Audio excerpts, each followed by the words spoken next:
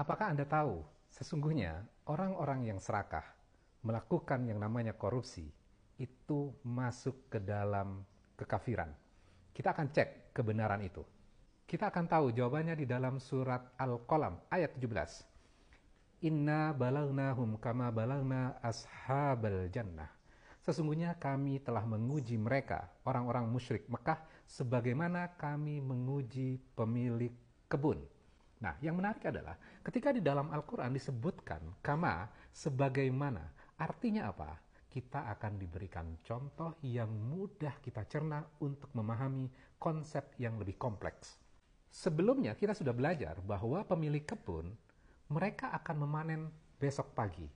Dan mereka berencana tidak akan memberikan sedikit pun dari hasil panennya kepada orang miskin. Namun apa yang terjadi? Langkah yang mereka lakukan sesungguhnya akan mencelakakan mereka. Allah akan lenyapkan sumber pendapatan mereka. Nah, kira-kira apa hubungannya dengan orang-orang musyrik di Mekah? Apa kejahatannya mereka?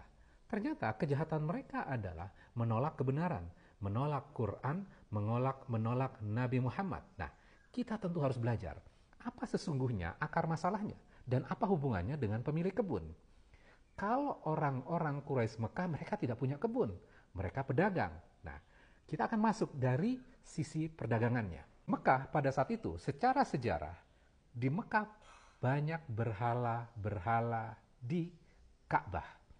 Quraisy adalah penjaga Ka'bah. Dan setiap berhala milik dari suku yang berbeda-beda. Karena Quraisy merupakan penjaga Ka'bah, maka Quraisy memperoleh yang namanya jaminan keamanan ketika mereka melakukan perjalanan dagang. Kenapa mereka aman? Karena kalau Quraisy diapa-apain, maka Tuhan-Tuhan mereka akan dihancurkan. Jadi, ini merupakan motif yang dimiliki oleh orang-orang Quraisy pada saat itu. Nah, kebunnya apa berarti? Dan apa hubungannya dengan Nabi? Nabi Muhammad berdakwah. Dakwahnya adalah La ilaha illallah. Tidak ada Tuhan selain Allah. Jadi dakwahnya bukan tentang sholat. Dakwahnya bukan tentang puasa terlebih dahulu.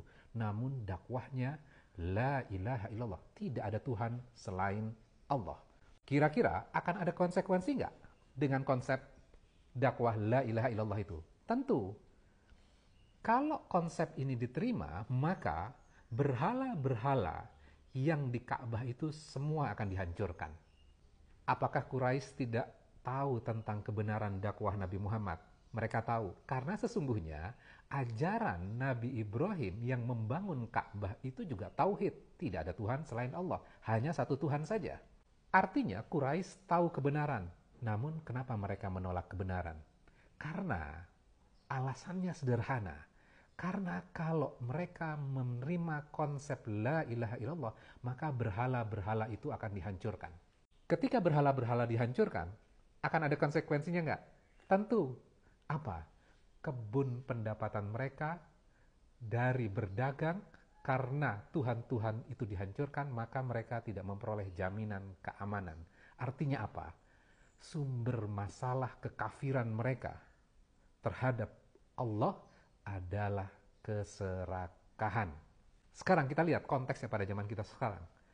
Orang yang serakah itu akan melakukan yang namanya korupsi, memperkaya diri sendiri. Jadi, orang yang korupsi berarti sebenarnya adalah hatinya menegasikan Tuhan. Mereka kafir terhadap Tuhan. Padahal Tuhan tahu kalau dia mencuri, mengumpulkan harta yang bukan haknya, Allah sesungguhnya tahu. Namun dia menegasikan itu. Apakah dia tidak tahu bahwa korupsi itu salah? Dia tahu. Apakah dia tahu nggak Allah melarang hal itu? Dia tahu. Ketika dia tahu, namun dia tetap melakukannya, artinya dia kafir terhadap Allah. Apakah dia otomatis keluar dari Islam? Tentu KTP-nya masih tetap Islam, namun di dalam hatinya sudah ada kekafiran. Jadi berhati-hati dengan yang namanya keserakahan. Karena keserakahan merupakan akar masalah dari kekafiran.